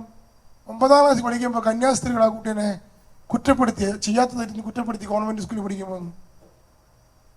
അത് കാരണം I am an atheist. Praise the Lord. നിരീശ്വരവാദിയായ ഒരു എലിസബത്ത് എന്ന് പറഞ്ഞ ലേഡി, ഇതൊക്കെ ക്ലബ് ഹൗസ് പേരുകളാണ്, ശരിക്കുള്ള പേരൊന്നും ആവില്ല. ഇതേപോലെ ദൈവാനുഭവത്തെ പറ്റി പറയുക. 18 കൊല്ലമായി കരിസ്മാറ്റിക് പ്രസ്ഥാനത്തിൽ കൗൺസിലിങ്ങും പ്രാർത്ഥനയും നടന്ന വ്യക്തിയാണ്. ഇപ്പോൾ ഞാൻ യുക്തിവാദിയാണ്. അപ്പൊ അന്ന് താങ്കൾക്ക് അനുഭവങ്ങളുടെ ഞാൻ വിഷൻസ് ഒക്കെ കണ്ടിട്ടുണ്ട്. അപ്പൊ അതൊക്കെ ഒരു അനുഭവമല്ലേ? ദൈവാനുഭവമല്ലേ? അതൊക്കെ ഒരു ഹാലുസിനേഷൻ ആയിരുന്നു. പ്രാർത്ഥിക്കുമ്പോൾ തോന്നില്ലെങ്കിൽ. ഞാൻ അവരോടൊരു ചോദ്യം ചോദിച്ചു, ഈ വ്യക്തികളോട് ചോദിച്ചു. അവർ പറയാ ദൈവമുണ്ടെങ്കിൽ തെളിയിക്കുക എന്ന ചോദ്യം. ഞാൻ പറഞ്ഞു, ഞാൻ നിങ്ങൾക്ക് ദൈവമുണ്ടെങ്കിൽ തെളിയിക്കാൻ പോവുകയാണേ, റെഡി. ഇനി ചോദിക്കുകയാണ്, എങ്ങനെയാണ് ദൈവം നിങ്ങളുടെ മുമ്പിൽ പ്രത്യക്ഷപ്പെടേണ്ടത്? ഒന്ന് പറഞ്ഞായോ? ദൈവം എങ്ങനെ വന്ന് പ്രത്യക്ഷപ്പെട്ടാലാണ് നിങ്ങളൊന്ന് വിശ്വസിക്കുക? ഒരിക്കലും ഒരു സിനിമയിലെന്താണോ അത് ശരിക്കും ഉണ്ടായിട്ടുണ്ടെന്നുണ്ട്. ഒരു ടേബിൾ നിരീക്ഷണത്തിലിരുന്നിട്ട് ദൈവത്തെ ഉണ്ടെന്ന് തെളിയിച്ചു കഴിഞ്ഞാൽ 10 ലക്ഷം രൂപ തരാം എന്നൊക്കെ പറഞ്ഞ് ഭയങ്കര സെറ്റായിട്ടിരിക്കുന്നത്. ഒരു സിമ്പിൾ ചോദ്യം അവർ ചോദിച്ചപ്പോൾ ഞാൻ പറഞ്ഞു, ദൈവമുണ്ടെന്ന് ഞാൻ തെളിയിക്കാൻ പോയി, എങ്ങനെ ഉണ്ടെന്ന് തെളിയിക്കേണ്ടത് അത് പറഞ്ഞു തരൂ. ഇല്ലാത്തൊരു സംഭവം ഉണ്ടാക്കി കാണിച്ചു തന്നാൽ മതിയോ? ആ മതി. അങ്ങനെയാണെങ്കിൽ സായിബാബ ആകാശത്ത് നിന്ന് പൊടിയെടുക്കും, നമ്മൾ വിശ്വസിക്കും. അത് മാജിക് ആണല്ലേ. കണ്ണില്ലാത്തവരെല്ലാം കയ്യില്ലാത്ത സുഖപ്പെട്ടാൽ മതിയോ? സുഖപ്പെട്ട ആളെ ഞാൻ കൊണ്ടുപോയി കാണിച്ചു തരാം, വിശ്വസിക്കുമോ? അതാവും പറ്റിക്കാൻ വേണ്ടി പറഞ്ഞതാ. മുമ്പ് കണ്ണും കൈയൊക്കെ ഉണ്ടാവും. അതൊക്കെ ആള് തട്ടിപ്പ് അല്ലേ? നമ്മളെ രോഗശാന്തി തട്ടിപ്പ്. എത്ര അത്ഭുതം ചെയ്യുമ്പോൾ പറയുന്നത് രോഗശാന്തി തട്ടിപ്പാണ്. അത് വിശ്വസിക്കുമോ? വിശ്വസിക്കില്ല. ഓക്കെ, അപ്പൊ അതും സമ്മതിച്ചു. അപ്പൊ അടുത്ത് പോയേണ്ടി ദൈവം നിങ്ങളുടെ മുമ്പിൽ വന്ന് പ്രത്യക്ഷപ്പെട്ടു. ഞാനാണ് ദൈവം, വിശ്വസിക്കും മക്കളെ എന്ന് പറഞ്ഞാൽ നിങ്ങൾ വിശ്വസിക്കുമോ? ചോദിച്ചു ഞാൻ അവരോട്. അത് ഹാലുസിനേഷൻ. പിന്നെ ദൈവം എന്താ ചെയ്യണത് നിങ്ങൾ പറയേ.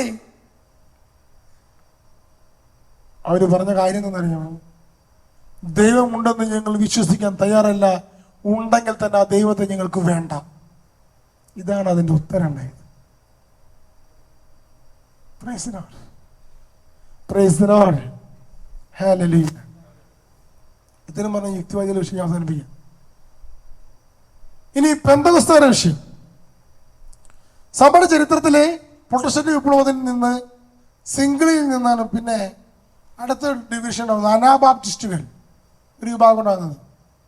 ഈ അനാബാപ്റ്റിസ്റ്റുകളുടെ പ്രത്യേകത, ഒരു സ്നാനം കൊടുക്കുന്നത് അറിവോടും ബോധനയും വളർന്നു വന്നതിന് ശേഷം മാത്രം. അവരിന്ന് ബ്രദറൻ സഭ ഉണ്ടാകുന്നത് ലോകാവസാനത്തെ കുറിച്ചുള്ള കിംവദന്തികളാണ് ബ്രദറൻ സഭയുടെ ഉത്ബോധന കാരണം. അതുപോലെ യഹോവ സാക്ഷികളുടെ ഉത്ബോധന കാരണം. അവരിൽ നിന്നാണ് പരിശുദ്ധാത്മാവിന്റെ അനുഭവം ലഭിച്ചെന്ന് പറഞ്ഞുകൊണ്ടാണ് പെന്തക്കോസ്തുകാരൻ കടന്നു വരുന്നത്. അവരിൽ ആദ്യം സ്റ്റാർട്ട് ചെയ്യുന്നത് വൺനെസ് പെന്തക്കോസ്തുകാരാണ്.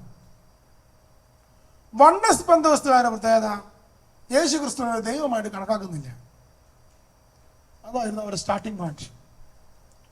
പിന്നെ അവരില് യഹോവ മാത്രം ദൈവം എന്ന കൺസെപ്റ്റിലേക്ക് വന്നു. പിന്നെ അവരിൽ യേശു നാമക്കാർ എന്ന വിഭാഗം ഉണ്ടായി.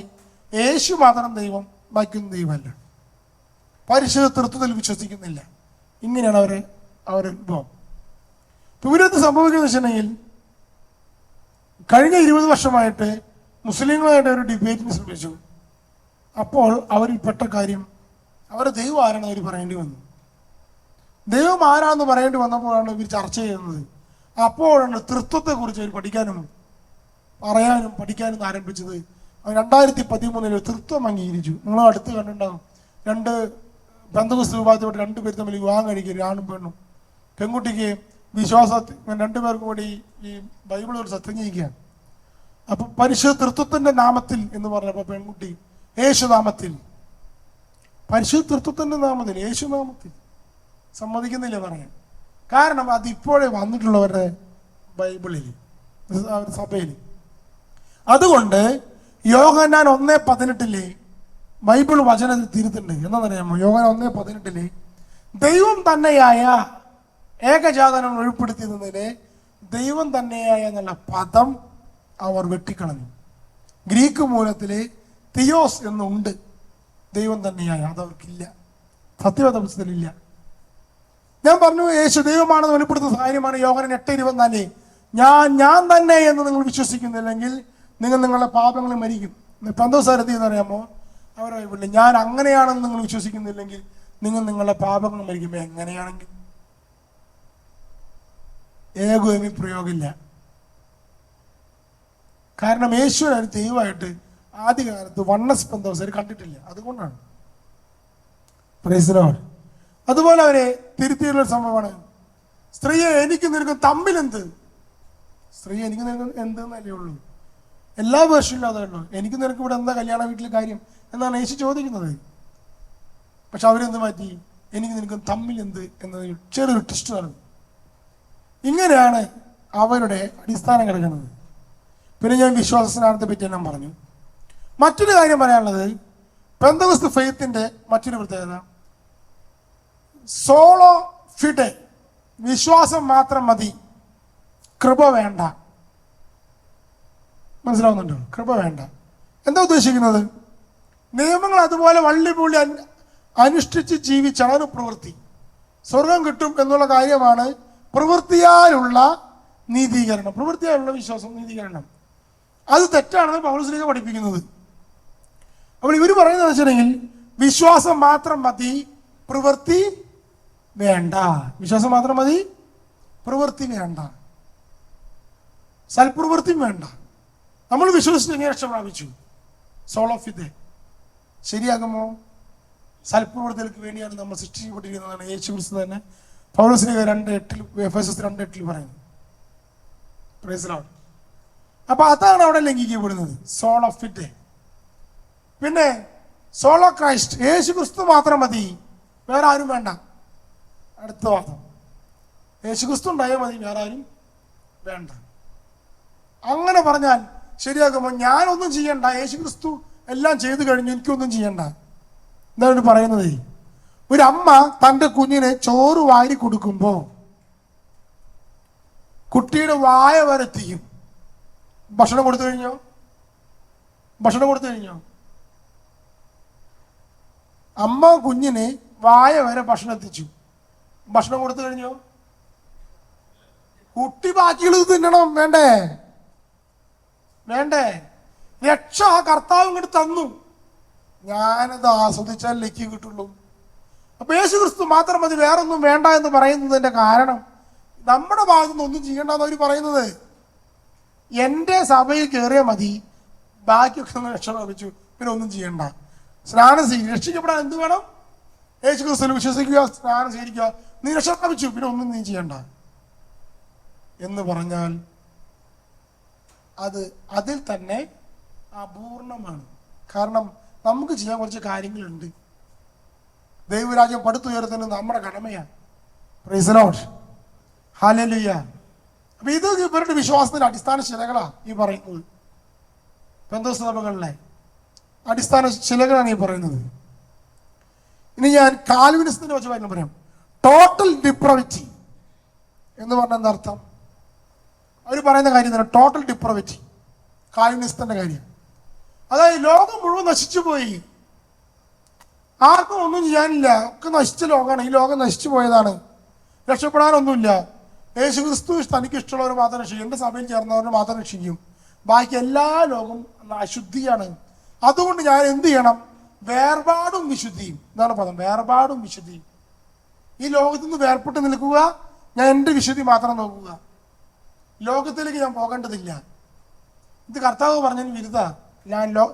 നിങ്ങൾ ലോകത്തിന്റെ പ്രകാശമാണ്, നിങ്ങൾ പുളിമാവാണ്, നിങ്ങൾ കടുകുമണിയാണ് എന്നൊക്കെ പറഞ്ഞതിന് വിരുദ്ധാണ്.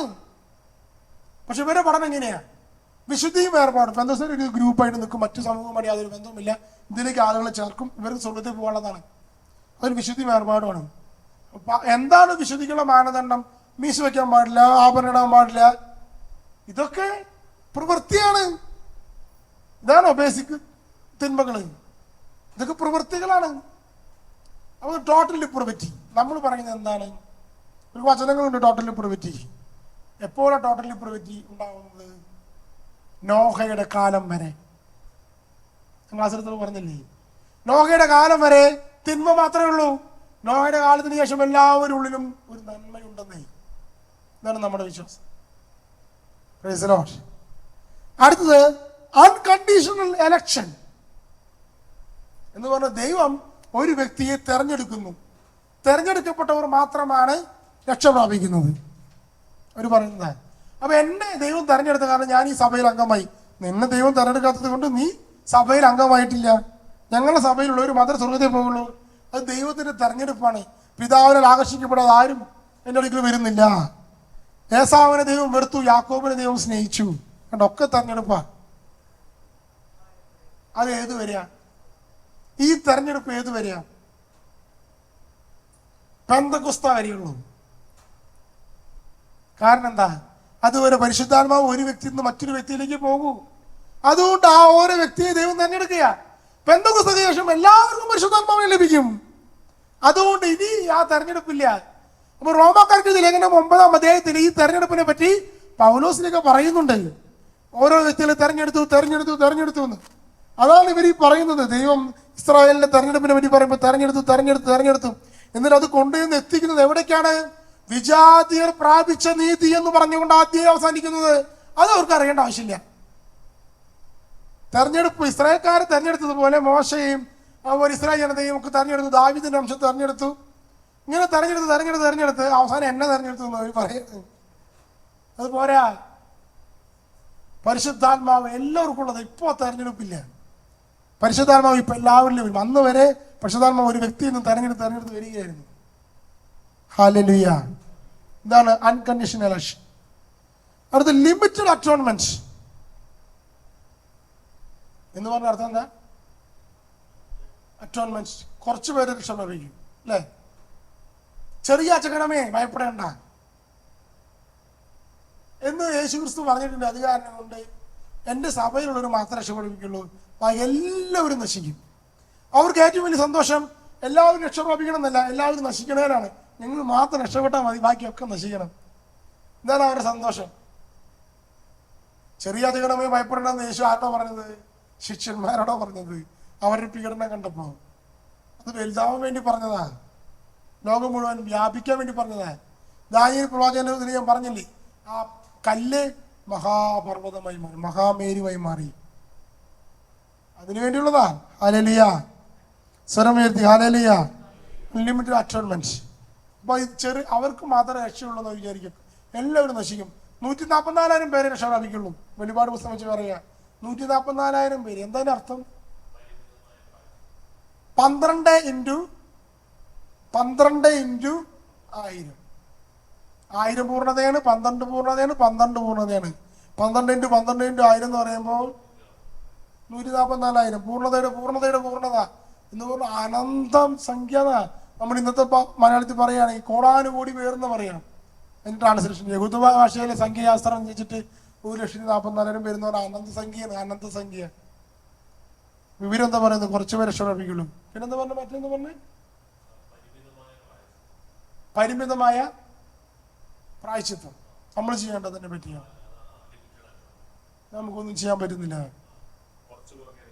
കുറച്ചു പേർക്ക് രക്ഷയുള്ളൂ. അടുത്തത് ഇറസിസ്റ്റബിൾ ഗ്രേസ്. അടുത്ത് പറയുന്ന കാര്യം എന്ന് പറഞ്ഞാൽ കൃപയാണ് രക്ഷിക്കുന്നത് എന്നാ പറയുന്നത്. ഇവരുടെ കൃപ എന്നുള്ള വ്യാഖ്യാന അർത്ഥം മാറി. ഗ്രേസിന്റെ അർത്ഥം ദയ എന്ന അർത്ഥത്തിലാണ്. അപ്പോ ഈ ദൈവത്തിൽ നിന്ന് എനിക്ക് കൃപ ഒഴുകുന്നുണ്ട്, യേശുക്രിസ്തുവിന്റെ കുരിശുമതിന്റെ കൃപ ഒഴുകുന്നുണ്ട്. അതിനെ തടുക്കാൻ ആർക്കും പറ്റില്ല, എൻ്റെ പാപത്തിനും പറ്റില്ല. ഞാൻ എന്തു പാപം ചെയ്താലും ഈ കൃപ ഇങ്ങനെ ഒഴുകിക്കൊണ്ടിരിക്കും, ഞാൻ രക്ഷപ്പെട്ടു. ഇതാണ് ഇതിന്റെ തിയറി. ശരിയാണോ? എനിക്ക് എന്ത് തെറ്റ് ചെയ്താലും കുഴപ്പമില്ല, കൃപ എന്നെ രക്ഷിച്ചോളും. വിശ്വാസം വഴി കൃപയാൽ രക്ഷിക്കപ്പെടുന്നത്, കൃപ രക്ഷിച്ചോളും. കർത്താവിന്റെ കൃപ ഇങ്ങനെ വന്നുകൊണ്ടിരിക്കും, ഞാൻ എങ്ങനെ രക്ഷപ്പെട്ടുകൊണ്ടിരിക്കും. അതുകൊണ്ട് എനിക്ക് എന്തും ചെയ്യാം, എന്ത് തെണ്ടിത്തരം, എന്തും ചെയ്താലും എനിക്കൊരു കുഴപ്പമില്ല എന്ന് പറയുന്നതാണ് ഇറസിസ്റ്റബിൾ ഗ്രേസ്. നമ്മൾ വചനം എന്ന് പറഞ്ഞത് ദൈവം പരിശുദ്ധരായിരിക്കുന്നവരെ നാം നമ്മെ തന്നെ വിശുദ്ധരാക്കുന്നു. നമ്മുടെ മുമ്പുള്ള ലക്ഷ്യം. ഇതൊക്കെ എങ്ങനെയാ സഭയ്ക്ക് കയറി വന്നതാണ് ഇവിടെ അല്ലേ? ബൈബിൾ വിരുദ്ധമായ കാര്യങ്ങൾ, ഇതിനൊക്കെ വചനവും വ്യാഖ്യാനവും കൊണ്ട് നടക്കുക. അടുത്തത് പ്രിസർവൻസസ് ഓഫ് ദി സെയിൻസ്. വിശുദ്ധന്മാരനെ സംരക്ഷിച്ചിട്ടുണ്ട്, കോട്ട കെട്ടിയിട്ടുണ്ട്.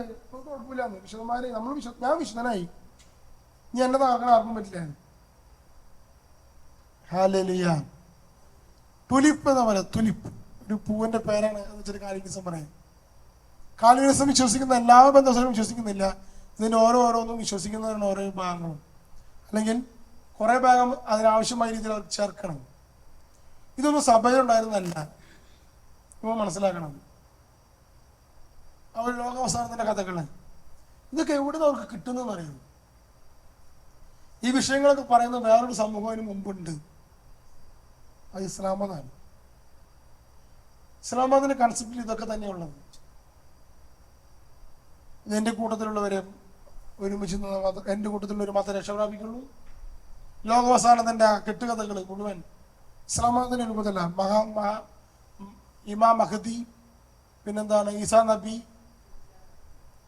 ദജ്ജാല്, ഈ കഥകൾ തന്നെയാണ് ഇപ്പുറത്തും വരുന്നത്. ഈ പറയുന്ന തെറ്റായ ലോകാവസാന കഥകളിലൊക്കെ വരുന്നത് ഇതേ കഥകളാണ് വരുന്നത് വേറെ രൂപത്തില്. ഈ പറയുന്ന സംഭവങ്ങളെല്ലാം ഇസ്ലാം മതത്തിന്റെ പ്രത്യേകത എന്താ? ഇസ്ലാം മതത്തിലുള്ള മതം രക്ഷ പ്രാപിക്കുള്ളൂ. ഇസ്ലാം മതത്തിലേക്ക് ഉള്ളവർ ആയി കഴിഞ്ഞാൽ പിന്നെ ആ വ്യക്തി നശിക്കൂല. അങ്ങനത്തെ സംഭവങ്ങളൊക്കെ അതിൽ കിടക്കുക. ഇത് തന്നെ വരെ അപ്ലൈ ചെയ്യുന്നത്. ഹല്ലേലൂയ. ഇത് 15-ാം നൂറ്റാണ്ടിലെ ഈ കത്തോലിക്ക സഭയിൽ വിട്ടുപോയപ്പോൾ മധ്യേഷ്യകളുടെ സമ്പർക്കമാണ് ഇതിന് ഒരു കാരണമായിട്ട് മനസ്സിലാക്കാൻ സാധിക്കുക. ഇപ്പോൾ ഈ പെന്തോസ്കാരാണ് ഇപ്പോൾ മുസ്ലിങ്ങൾക്കെതിരെ ഡിബേറ്റ് ചെയ്യാൻ പോകുന്നത്. ഇതൊക്കെ വിശ്വസിക്കുന്നവര് ഇവർക്കെതിരെ ഡിബേറ്റ് ചെയ്യാൻ പോയി കഴിഞ്ഞാൽ എന്താ സ്ഥിതി? ചിന്തിച്ചു പോയി. എന്നിട്ട് അവര് പറയും, പെന്തോസ്കാർ പറയും, കത്തോലിക്കർക്ക് ഒന്നും അറിഞ്ഞൂടാ, ബൈബിൾ അറിയില്ല, ഒന്നും അറിയില്ല, ഞങ്ങൾക്ക് അറിയുള്ളൂ. എന്നൊക്കെ പറഞ്ഞിട്ട് അവർ വിശ്വസിക്കുന്ന അതേ സാധനം പറയും. ഇസ്ലാം മതം പുസ്തക മതമാണ്, ഖുർആൻ അനുസരിച്ച് ജീവിക്കുക. ഇതേപോലെ ബൈബിളിനെയും സോള സ്ക്രിപ്ചർ എന്ന് പറഞ്ഞ് പുസ്തക മതമാക്കിക്കുക. അതാ ചെയ്തിരിക്കുന്നത്. കാത്തലിക് ഫെയ്ത്തിൽ എന്താണ് ബൈബിൾ? ലിറ്ററേച്ചർക്ക് വായിക്കാനുള്ളതാ. ഹല്ലേലൂയ. ഇതിന്റെ പൊരുൾ മനസ്സിലായോ? വ്യത്യാസം മനസ്സിലായോ? അപ്പൊ ഇങ്ങനെ നിൽക്കുന്നത്. നീ ഇസ്ലാം മതത്തിനെ പറ്റി പറയുന്നു. ഞാൻ പ്രധാനമായി മറ്റു സാധാരണ പൊതുവായി എല്ലാവർക്കും കിട്ടാവുന്ന സോഴ്സിൽ കിട്ടുന്ന കാര്യങ്ങളിലേക്ക് ഞാൻ പോകുന്നില്ല. ഇസ്ലാം മതത്തിന് കുറെ വാട്സാപ്പിലൂടെ ഒക്കെ ഞാൻ പറയാൻ പോകുന്നില്ല. ഓക്കെ, നമ്മുടെ ഭാഗത്ത് നിന്ന് നമ്മളൊരു ഇസ്ലാം മതവിശ്വാസിയുമായി ഡിബേറ്റിന് പോവുകയാണെന്ന് കരുതുക. നമ്മൾ എന്താണ് ആ വ്യക്തിയോട് സംസാരിക്കേണ്ടത്? അവർ വിശ്വസിക്കാത്ത കാര്യം ഞാൻ അവരെ മേൽ അടിച്ചേൽപ്പിച്ചിട്ട് അവരെ കൊണ്ട് പറയിപ്പിച്ചിട്ട് വല്ല കാര്യമുണ്ടോ? ഞാൻ ക്ലബ് ഹൗസിൽ ചെയ്യേണ്ട കാര്യമാണ്. അവിടെ ഡിബേറ്റ് ചെയ്യാന്ന് പറഞ്ഞാൽ സംസാരിക്കുന്നു, ഇതാ ഇസ്ലാമിനെ എയറിലാക്കി എന്നൊക്കെ പറയുമ്പോൾ ഞാനും ശ്രദ്ധിച്ചു നോക്കി. കാര്യം കുറെ ശരിയാണ്, എയറിലൊക്കെ ആക്കിയിട്ടില്ല എന്ന് ഞാൻ പറയില്ല.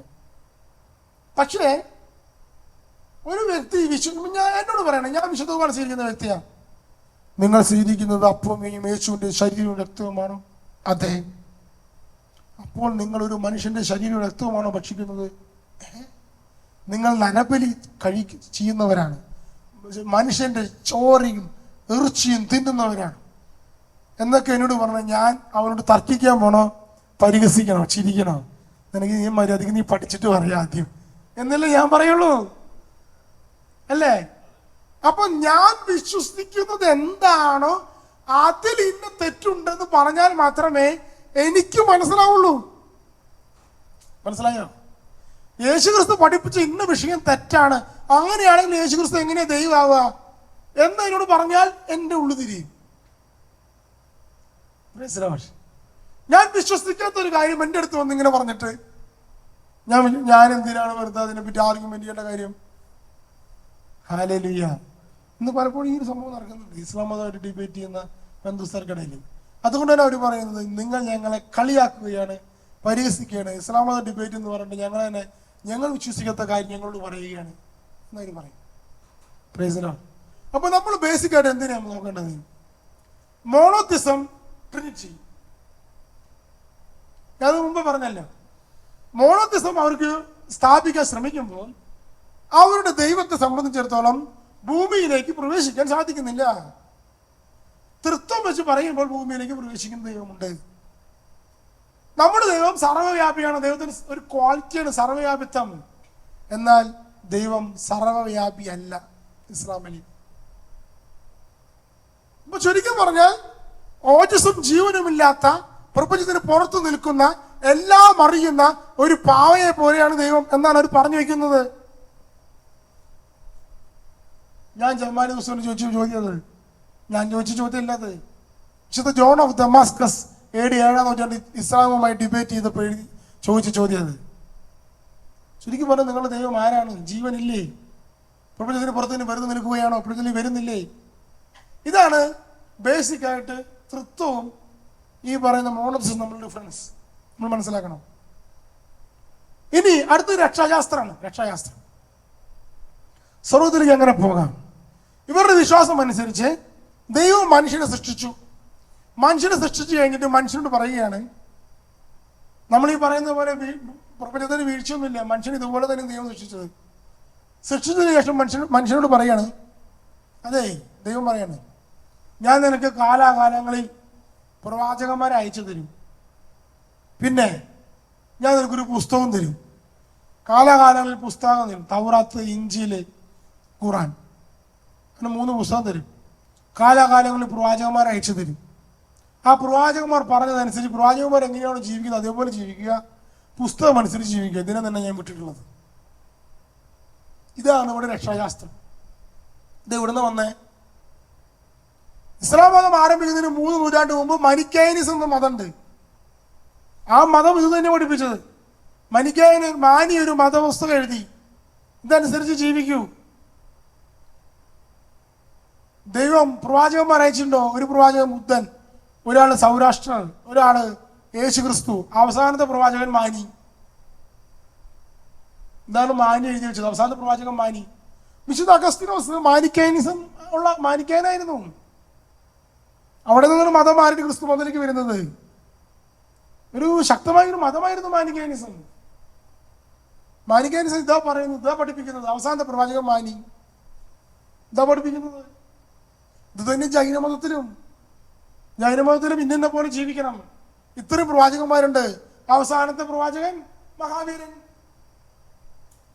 ഇത് തന്നെ ബുദ്ധമതത്തില് ഇന്ന കാര്യങ്ങൾ പോലെ ജീവിക്കണം, അനുഷ്ഠിച്ച് ജീവിക്കണം, ഇന്ന പുസ്തകം അതനുസരിച്ച് ജീവിക്കണം. ആദ്യത്തെ ആളാണ് ബുദ്ധൻ. ബാക്കിയുള്ളവരൊക്കെ അങ്ങനെ പറയുന്നു. ഇത് തന്നെയാണ് മറ്റു മതങ്ങളിലൂടെയും പോകുന്നത്. ഒരുമാതിരി എല്ലാ മതങ്ങളും, കൺഫ്യൂഷനിസം, ലാവോസയുടെ മതം, ഇതൊക്കെ പഠിപ്പിക്കുന്നത് ഈ ഒരു സ്ട്രക്ചറാണ്. അപ്പൊ നമ്മൾ മനസ്സിലാക്കേണ്ടത് ദൈവം എന്ത് വിവരമില്ലാത്തവനാണ്. ഞാനിങ്ങനെ ചോദിച്ചത്, ദൈവം കുറെ മനുഷ്യന്മാരെ കൊണ്ട് ഉണ്ടാക്കി വെച്ചിട്ട് പറയാണ്, ഒരു പുസ്തകം കൊടുക്കുന്നു, ഓരോ പ്രവാചകന്മാരെ അയക്കുന്നു, അതനുസരിച്ച് ജീവിച്ചോളം പറയുന്നു. അപ്പൊ ഇത് മനുഷ്യനുണ്ടാക്കിയ ദൈവത്തിന് അറിഞ്ഞോടെ മനുഷ്യന്റെ ഉള്ളില് ഇത് എങ്ങനെയാണ് ജീവിക്കേണ്ടതെന്നൊരു സോഫ്റ്റ്വെയർ ഫിറ്റ് ചെയ്യാൻ. അതല്ലേ ശരി. കണ്ണ് സൃഷ്ടിച്ച ദൈവം, ചെവി സൃഷ്ടിച്ച ദൈവം, നാവ് സൃഷ്ടിച്ച ദൈവം, കൈ സൃഷ്ടിച്ച ദൈവം ഒരു കാര്യം തീരുമാനിക്കുകയാണ്, നന്മ മാത്രം ചെയ്യാൻ അറിയാവുന്ന ഒരു മനസ്സും കൂടി സൃഷ്ടിച്ചിട്ട് വിടായിരുന്നില്ലേ? ദൈവം എന്തിനൊരു പുസ്തകം ഇടയ്ക്കിടയ്ക്ക് ഓരോ പ്രവാചകന്മാരും അയക്കേണ്ട ആവശ്യം? അതല്ലേ എന്റെ ശരി. ഞാനിത് ചോദിച്ചപ്പോ മുസ്ലിം സുഹൃത്ത് കൈയടിച്ചു. ഈ ചോദ്യത്തിന് കൈയടിച്ചു.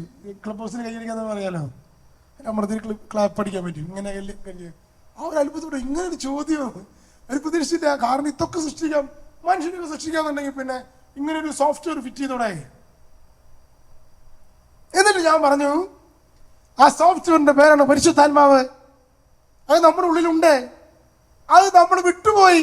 അത് തിരിച്ചു തരാണ് യേശു വന്നത്. യേശു തിരിച്ചു വന്നിട്ട് വേറെ ഒന്നും ചെയ്തില്ല, ഈ സോഫ്റ്റ്വെയർ ഫിറ്റ് ചെയ്തു. കുറെ കാര്യങ്ങൾ പഠിപ്പിച്ചു എന്നിട്ട് പറഞ്ഞു, ഇനി ബാക്കി സോഫ്റ്റ്വെയർ നോക്കിക്കോളും, ഞാൻ പോകട്ടോ എന്ന് ഈശോ പറഞ്ഞു. പരിശുദ്ധാത്മാവ് വന്നു കഴിയുമ്പോൾ ഞാൻ പഠിപ്പിച്ച കാര്യം തന്നെ ഓർമ്മിപ്പിക്കും, അനുസ്മരിപ്പിക്കുകയും ചെയ്യും. ഇതാണ് ക്രിസ്ത്യൻ രക്ഷാശാസ്ത്രം. Hallelujah, hallelujah. കാരണം എന്താ അറിയാമോ? ഗുരുനാനക്ക് അവസാനത്തെ പ്രവാചകനാ. ഇതുപോലെ സിഖ് മതത്തിന്റെ ഈ അഹമ്മദീയരുണ്ട്. അവരിതേപോലെ ഖദിയാനി ഇസ്ലാം മതം മാറി അവസാനത്തെ പ്രവാചകൻ അഹമ്മദാണ്. ഇതുപോലെ അവര് ക്രിസ്തു മതം എടുത്തൊരു സംഭവമാണ് മാർപ്പാപ്പന്മാര്. പത്രോസിന് ശേഷം അടുത്ത മാർപ്പാപ്പ അങ്ങനെ തുടർച്ചയുണ്ട്. നമുക്ക് 262 മാർപ്പാപ്പ ഉണ്ടായില്ലേ? തുടർച്ചയുണ്ട്. ഇത് അപ്ലൈ ചെയ്യാനായിട്ട് ഇസ്ലാം മതത്തിൽ നോക്കിയതിന്റെ ഫലമാണ് ഖലീഫമാര് തുടർച്ച പൊട്ടിപ്പോയി. 1914 തുർക്കി യുദ്ധം വന്ന് 1-ാം ലോകമായി തുർക്കി തോറ്റതോടുകൂടി ഖലീഫ പോയി. അതിന് ഖിലാഫത്ത് പ്രസ്ഥാനം ആരംഭിക്കാൻ കാരണം ഇവിടെ അവര് ഖലീഫ തോറ്റുപോയി. ഖലീഫ തോൽക്കാൻ പാടില്ല. പിന്നെ ഈജിപ്തിലത്തെ ആളാണ് ഖലീഫയോട് ഉയർന്നു വന്നത്. ആ സമയത്താണ് ഇസ്രായേൽ ഈജിപ്ത് യുദ്ധം ഉണ്ടായത്, 6 സർബ് വാർ. അതില് ഈജിപ്തും തോറ്റു. അതോടെ അയാളെ ഖലീഫ സ്ഥാനം പോയി.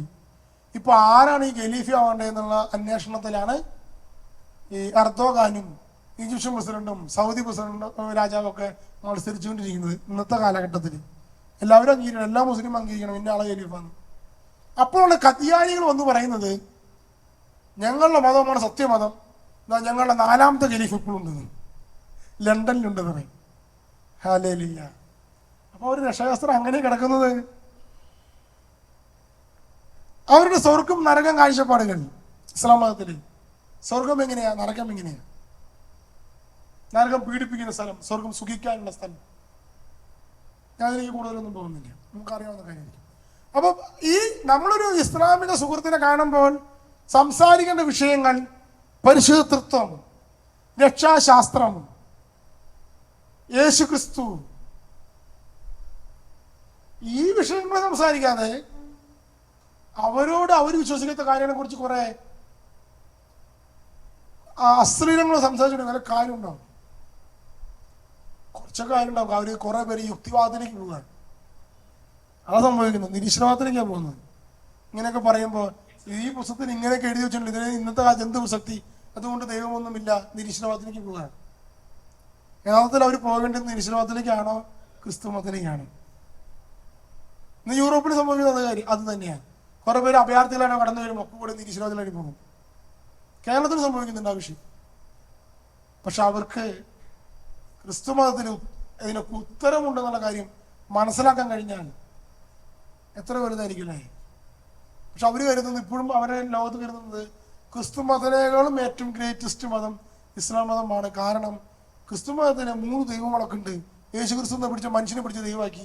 പക്ഷെ ഞങ്ങളുടെ മതം അങ്ങനെയല്ല, ഒറ്റ ദൈവമേ ഉള്ളൂ, ഏക ദൈവ വിശ്വാസമാണ്. അതിന്റെ പ്രാധാന്യം എന്ന രീതിയിൽ ഒരു കൺസെപ്റ്റ് കണ്ടത്. അങ്ങനെ ഒറ്റയടിക്ക് നോക്കുമ്പോൾ ശരിയാണല്ലോ, നമ്മൾ ക്രിസ്ത്യൻ കുട്ടികളും അത് ശരിയാണല്ലോ, ഏകദൈവ വിശ്വാസം. നമ്മൾ ഏതൊരു മനുഷ്യനെ പിടിച്ച് ദൈവമാക്കി വെക്കണം. എന്ത് മതം? ക്രിസ്തു മതം എന്ത് തോന്നാ? പക്ഷെ ഇതിന്റെ ആഴങ്ങളിലേക്ക് ഇറങ്ങുമ്പോൾ ക്രിസ്തു മത സത്യങ്ങൾ സനാതന സത്യങ്ങളായി മുമ്പിൽ നിൽക്കുമ്പോൾ മറ്റുള്ള എല്ലാ മുഴങ്കാലും മടങ്ങുന്ന തിരുമുമ്പിൽ. ഹല്ലേലൂയ. ഈ ധ്യാനം ഇവിടെ കഴിയുകയാണ്.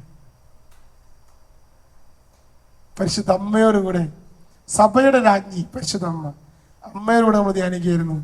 ഈ വിഷയം ധ്യാനിക്കുമ്പോൾ പരിശുദ്ധ അമ്മയാണ് സഭയുടെ രാജ്ഞി. സഭയെ നടത്തേണ്ടത് പരിശുദ്ധ അമ്മയാണ്. ദൈവം നമ്മെ അനുഗ്രഹിക്കട്ടെ. പരിശുദ്ധ അമ്മ നമ്മുടെ സഭയുടെ അമ്മയും മാതൃകയുമാകട്ടെ.